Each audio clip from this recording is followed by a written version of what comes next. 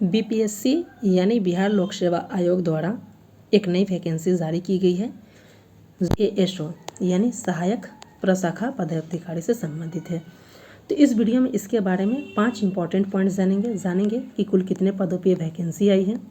दूसरा जानेंगे कि फॉर्म कब से आपके फिलअप किए जाएंगे। थर्ड पॉइंट जानेंगे कि एलिजिबिलिटी क्या है। फोर्थ पॉइंट जानेंगे कि इसके लिए एग्ज़ाम पैटर्न क्या है, क्या एग्ज़ाम में नेगेटिव मार्किंग है कि नहीं, या सिर्फ एक एग्ज़ाम होंगे, या प्रीलिम्स मेंस या इंटरव्यू होगा या नहीं होगा। उसके लिए परीक्षा कब तक होने की संभावना है और तैयारी कैसे करना है, एक एक करके ये सभी पॉइंट पे डिस्कस करेंगे। तो चलिए वीडियो स्टार्ट करते हैं। वीडियो को बिल्कुल भी स्किप मत कीजिएगा। इस वीडियो को देखने के बाद आपके इससे संबंधित जो भी क्वेरी है लगभग समाप्त हो सकती है। देख लीजिए, ये आज ही नोटिफिकेशन जारी किया गया है। बिहार लोक सेवा आयोग का ये ऑफिशियल नोटिफिकेशन है। यहाँ पे बताया गया है विज्ञापन संख्या 37/2025 में सहायक प्रशाखा पदाधिकारी पटना में कुल 41 पद पर नियुक्ति हेतु सुयोग्य भारतीय उम्मीदवारों से ऑनलाइन आवेदन आमंत्रित किए जाते हैं। आगे देखेंगे कि कब से कब ये फॉर्म फिलअप किए जाएंगे। तो टोटल कितने सीटों पे वैकेंसी आई है, तो देख लीजिए टोटल कितने सीटें हैं, 41 सीट्स हैं। और इन 41 सीट्स में जो है 13 यानी 13 सीट जो है ये महिलाओं के लिए 35% आरक्षण है। यहाँ पे सबसे ज़्यादा सीट जो है जनरल के लिए है 16, ईडब्ल्यूएस के लिए 4 सीटें हैं, एससी के लिए देख सकते हैं 9 सीटें हैं, एसटी के लिए 1 सीट है, ईबीसी के लिए भी 1 सीट है, और पिछड़ा वर्ग के लिए भी 9 सीट है। ध्यान रखें। तो इस प्रकार टोटल जो है 41 पद है, और इन 41 पदों पे जो है वैकेंसी है एएसओ के लिए। स्वतंत्रता सेनानी के लिए भी 1 सीटें हैं, और यहाँ पे बताया गया है कि विज्ञापन में बढ़ोतरी या घमी देखने को मिल सकती है। सबसे इम्पोर्टेंट देख लेते हैं पे लेवल क्या है, क्योंकि सबसे ज़्यादा ज़रूरी होता है ये पे लेवल। तो ये बीपीएससी के पे लेवल यानी देख सकते हैं ये लेवल 7 का पोस्ट है, और कहीं ना कहीं आप देख सकते हैं बीपीएससी में जो वीडियो के पोस्ट लेवल लेवल 7 के ही पोस्ट होते हैं। तो ये बहुत बड़ी वैकेंसी है। सहायक प्रशाखा पदाधिकारी यानी ऑफिसर ग्रेड की ये पद है। तो ये बहुत अच्छी वैकेंसी है। इसमें जो पे बैंड है आप देख सकते हैं 44,900 से 1,42,000 हो सकता है। इसके लिए योग्यता की बात कर लेते हैं, जो सेकंड हमारा मोस्ट इंपॉर्टेंट पॉइंट था कि योग्यता क्या होगा, कि क्या सभी ग्रेजुएशन वाले भर सकते हैं या कुछ स्पेसिफिक ग्रेजुएशन वाले भर सकते हैं। तो बताया जाए किसी भी मान्यता प्राप्त विश्वविद्यालय से स्नातक डिग्री, आवेदन प्राप्ति हेतु निर्धारित अंतिम तिथि तक आवेदन को स्नातक की डिग्री होना चाहिए। यानी कि सिर्फ जो है सिंपल ग्रेजुएशन होना, यानी कि अपने ग्रेजुएशन किसी भी सब्जेक्ट से किया है तब एलिजिबल हो सके। यानी कि बीटेक वाले भी इसके लिए है, बीई वाले भी हैं, उसके जो आर्ट्स से ग्रेजुएशन किए हैं, कॉमर्स वाले, यानी ग्रेजुएशन आपने कर रखा है, कुछ ही स्पेसिफिक डिग्री आपसे नहीं मांगा जा रहा है। मिनिमम एज आप सभी को पता है कि मिनिमम 21 वर्ष है, और मैक्सिमम जो है आपके पास जो है 40 वर्ष है जनरल के लिए, फिर 42 वर्ष है, और जनरल के लिए 37 वर्ष है, 40 और 42 वर्ष इस प्रकार के दिया गया है। यहाँ पे सारी चीज़ें बताया गया। जो संविदा में नियोजन किए हैं उनकी अवधि को भी कुछ उम्र सीमा में छूट दिया जाएगा। इस पॉइंट को ध्यान रखिएगा। तो ये देख लेते हैं, और पॉइंट पे हम लोग डिस्कस कर लेते हैं कि क्या क्या है। उससे पहले अगर आप देख सकते हैं, अगर बिहार क्लर्क का आपने मेंस का एग्जाम दे, इसके कट ऑफ से संबंधित अगर आपकी कोई क्वेरी तो इस वीडियो को देख सकते हैं, हमने इसमें डिस्कस कर लिया। वहीं आप देख सकते हैं अगर बीटीएससी का कोई एग्जाम दिया है तो आप देख सकते हैं इसके रिजल्ट कब तक आ सकते हैं, इसके सभी कट ऑफ को हमने डिस्कस कर लिया है।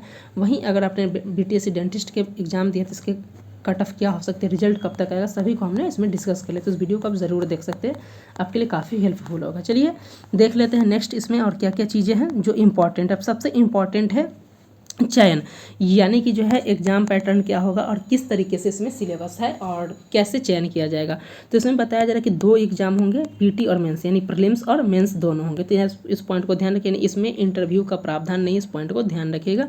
यानी 2 एग्जाम आपके होने वाले, प्रीलिम्स और मेंस होने वाले हैं। प्रीलिम्स में बताया जा रहा है कि जो आप देख सकते हैं, और ये ऐसा एग्जाम है, ओपन बुक एग्जाम है, यानी कि आप एग्जाम में बुक लेकर जा सकते हैं। लेकिन कैसे बुक लेकर जाते हैं, जो गवर्नमेंट के द्वारा बुक प्रोवाइड कराया जाता है, जैसे एनसीईआरटी हो, ये सारी चीज़ें। और देख सकते हैं जो बिहार एसएससी के द्वारा सीजीएल के एग्जाम होंगे, इंटर स्तरीय एग्जाम, उसमें भी आप बुक लेकर जा सकते हैं। उसी प्रकार का ही एग्जाम है, 3 सेक्शन के लिए 3 बुक लेकर जा सकते हैं। तो टोटल इसमें जो प्रश्न होंगे आप देख सकते हैं, टोटल जो है 150 प्रश्न होंगे, जिसमें जीएस के 50 प्रश्न होंगे। अगर इसकी तैयारी करना चाहते हैं तो हमारे चैनल पे इनके करंट अफेयर्स की भी तैयारी हो रही है, टेस्ट सीरीज भी हो रहा है, आप जुड़ कर उसका लाभ उठा सकते हैं। सामान्य विज्ञान और गणित के 50 प्रश्न होंगे, जिसमें 25 क्वेश्चन हो सकते हैं। रीजनिंग के 50 प्रश्न होंगे। प्रत्येक प्रश्न के लिए जो बताया जा रहा है 1 अंक दिया गया और 2.25 घंटे का ये एग्जाम होगा। इसमें नेगेटिव मार्किंग का प्रावधान नहीं होगा, क्योंकि यहाँ पे देख सकते हैं यहाँ पे कहीं भी नेगेटिव मार्किंग के बारे में नहीं बताया गया।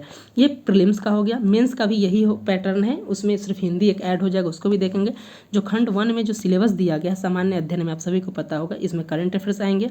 उसके अलावा जो है देख सकते हैं भारत के पड़ोसी और देश, जहाँ पे हिस्ट्री, पॉलिटी, इकोनॉमिक्स, इन सभी की तैयारी से इन सभी से के सब्जेक्ट सबके प्रश्न पूछे जाएंगे।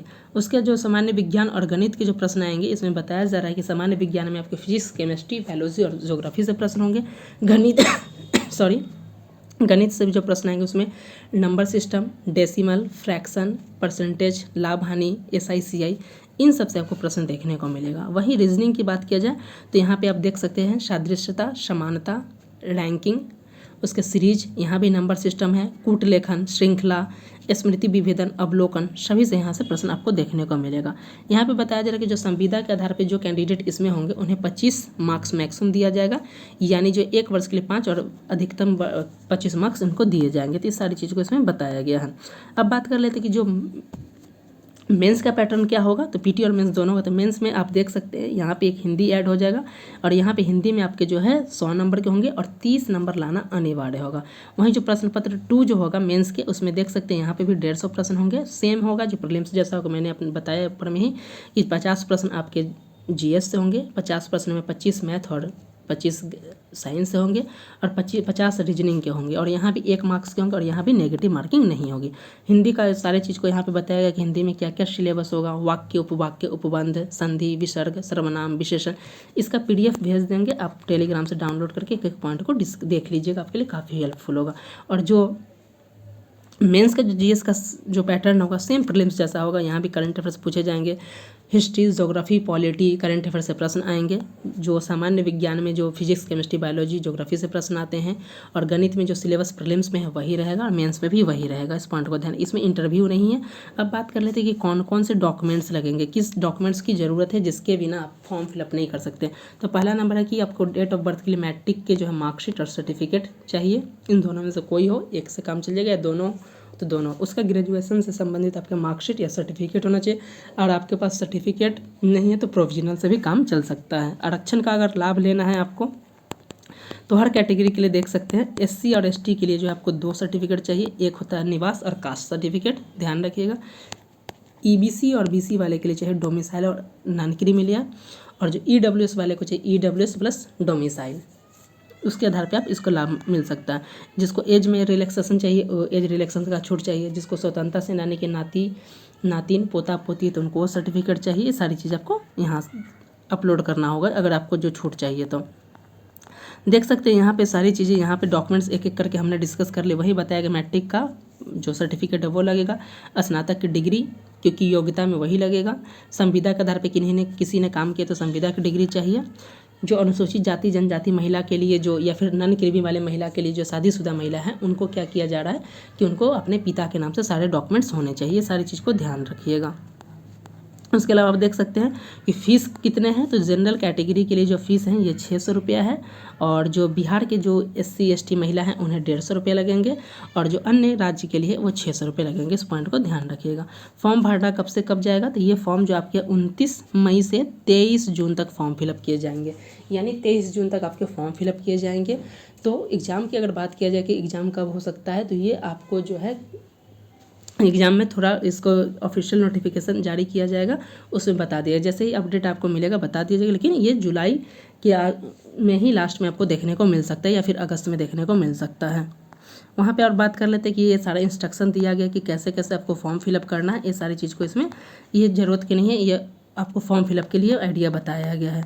तो उम्मीद करता हूँ कि इसमें जो भी जो ASO से के प्रशाखा सहायक प्रशाखा पदाधिकारी की जो वैकेंसी आई है उसके बारे में एक एक पॉइंट को हमने डिस्कस कर लिया कि योग्यता क्या हो सकता है, कितने पदों पे वैकेंसी आई है, एक एक पॉइंट को। तो उम्मीद करता हूँ कि ये क्वेरी आपके लिए इम्पॉर्टेंट है। और बात किया जाए कि बीपीएससी टीआरई 4 के लेटेस्ट अपडेट और 71वीं बीपीएससी के, तो बीपीएससी टीआरई 4 की जो वैकेंसी है इस जुलाई में आने की संभावना है। वहीं स्टेट के लिए नोटिफिकेशन बताया जा रहा है कि मई के लास्ट में आने की संभावना है।